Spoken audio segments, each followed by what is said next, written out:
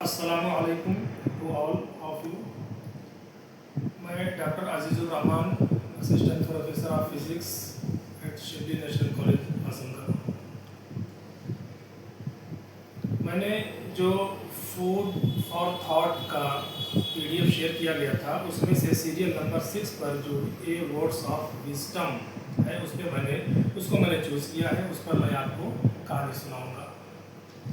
Actually ये जो word of wisdom है और उसमें जो मटेरियल दिया गया है उसमें कुछ फारसी के अशआर लिखे हुए हैं, पर्शियन के कुछ पोएम्स लिखे हुए हैं और उन्हीं के बारे में आज हम उस पर बात करेंगे, डिस्कस करेंगे। एक्चुअली ये वो पोएम है या ये कह सकते हैं कि ये एक पार्ट ऑफ द पोएम है जो यूनाइटेड नेशन के बिल्डिंग में दाखिल होते ही दाहिने हाथ पर जो दीवार है उस पर लिखा हुआ है, कुनंदा है और उस पर बाकायदा लिखा हुआ है कि this poem was written by Sheikh सादी।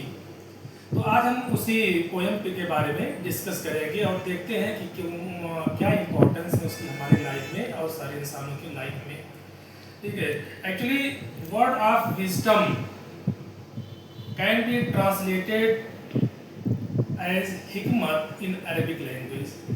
यानी अरबी में उसको वर्ड ऑफ विजडम को हम उसका अनुवाद कर सकते हैं, उसका तर्जमा कर सकते हैं, उसका ट्रांसलेट कर सकते हैं हिकमत से अरबी में।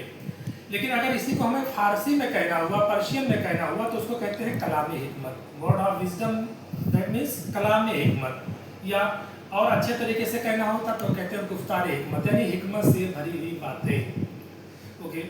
और अगर उसको हम उर्दू में अगर हम यही चीज़ कहेंगे तो उसका मतलब होता है कि अक़वाले ज़र्री कुछ सुनहरी अल्फाज होते हैं, कुछ सुनहरी अल्फाज का मजमूआ होता है या कम्बिनेशन ऑफ गोल्डन वर्ड्स होते हैं, तो उसको हम कहते हैं वर्ड ऑफ विजडम। लेकिन उर्दू में इसके कई मीनिंग है। सुनहरी बातें भी इसको हम कहते हैं, अक़वाले ज़र्री से भी इसको हम याद करते हैं, अक़ल की बात से भी इसको हम याद करते हैं, या अगर हिंदी में हम कहें तो इसको हम कहते हैं ज्ञान की बातें या बुद्धिमानी भरी बातें।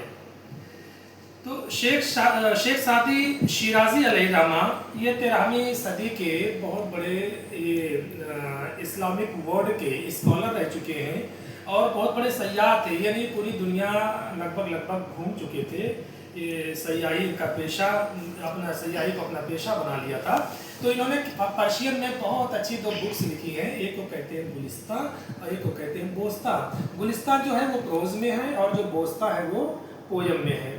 तो गुलिस्तान के एक बाबे अव्वल यानी लेसन फर्स्ट में द लाइफ ऑफ किंग्स के ऊपर, यानी इसको अगर हम उसी लैंग्वेज में, उन्हीं के लैंग्वेज में बात करें तो जो बाबे अव्वल है दर सीरत पादशाह द लाइफ ऑफ किंग्स के हिकायत नंबर लेसन नंबर 10 से लिया गया है।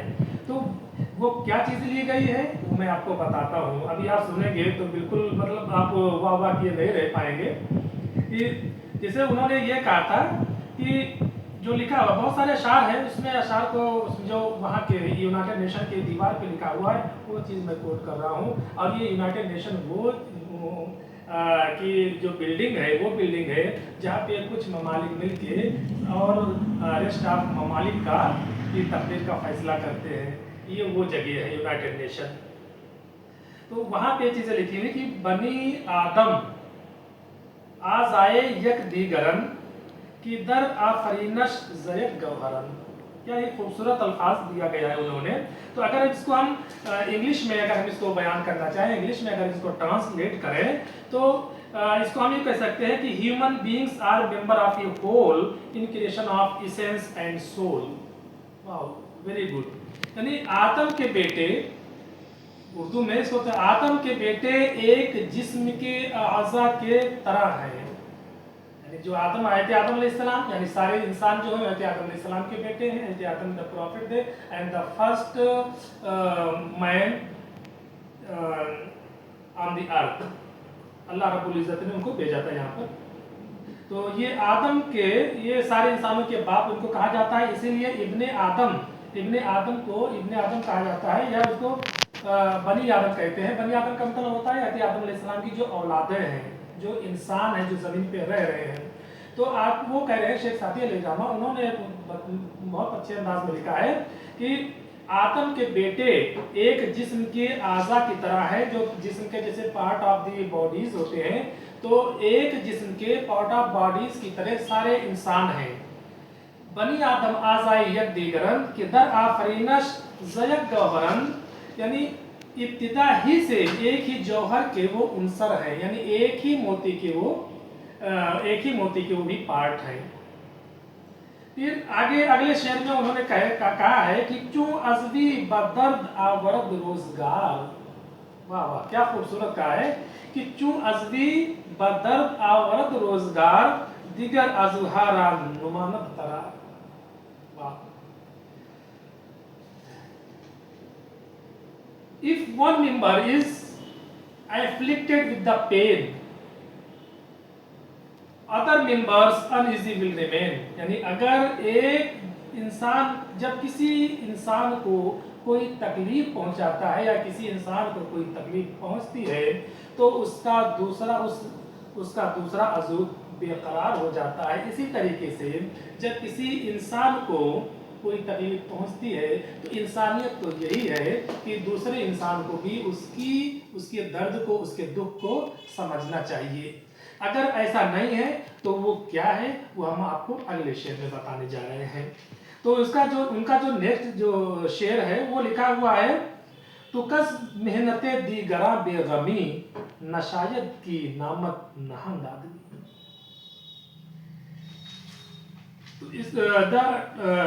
It is translated as, if you have no sympathy for human pain, the name of human you cannot retain।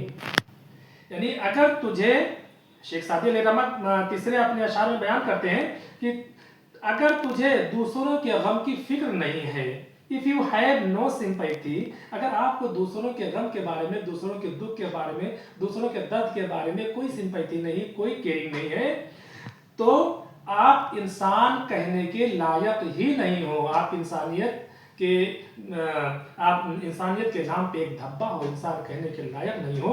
और यही पोयम है, ये वहां पर भी लिखा हुआ है, यूनाइटेड नेशन के बिल्डिंग के दीवार पर भी। और यही जो पोयम है, इसको बराक ओबामा ने मार्च 2009 में, ये ईरान में एक नवरोज होता है, जो वहाँ के जो नए साल होते हैं उसको नवरोज कहा जाता है।